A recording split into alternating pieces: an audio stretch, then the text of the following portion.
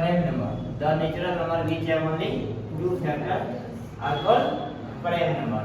हिंदी में कैसे बोलेंगे इसको?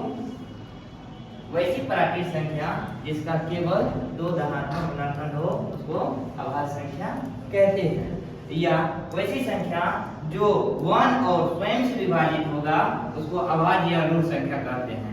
वैसी संख्या जो 1 और स्वयं से विभाजित होगा उसको क्या कहेंगे? अभाज्य या ऋण संख्या।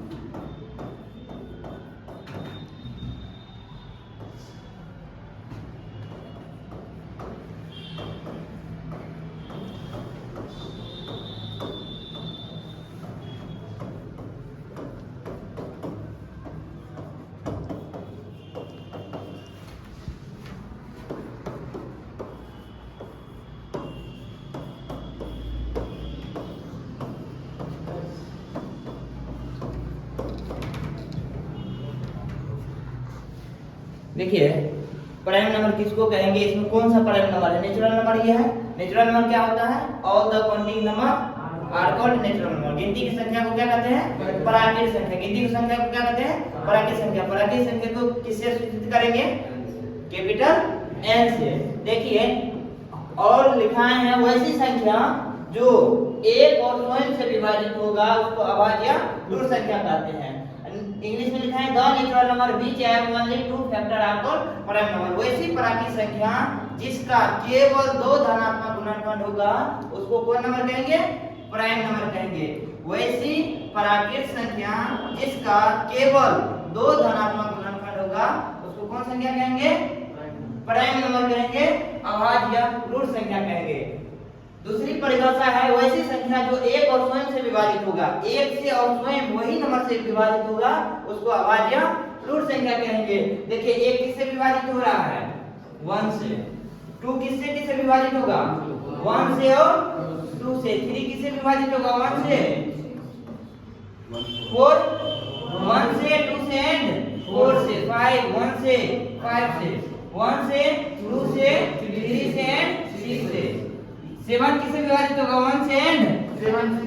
8 किससे विभाजित होगा? 1 से, 2 से, 4 से एंड 9 किससे विभाजित होगा? 1 से एंड 9 से। 10 किससे विभाजित होगा? 1 से, 2 से, 5 से एंड 10 से। 11 किससे विभाजित होगा? एंड 11 से। 12 किससे विभाजित होगा? 1 से, 2 से, 3 से, 4 से, 6 से एंड 13 किससे विभाजित होगा? देखिए डिफिनेशन में क्या देखे तो वैसी प्राकृत संख्या जिसका केवल दो धनात्मक गुणनखंड होगा उसको कौन संख्या कहेंगे? अभाज्य संख्या कहेंगे। देखिए इसका कितना गुणनखंड है? एक का एक केवल एक है तो ये प्राइम नंबर होगा?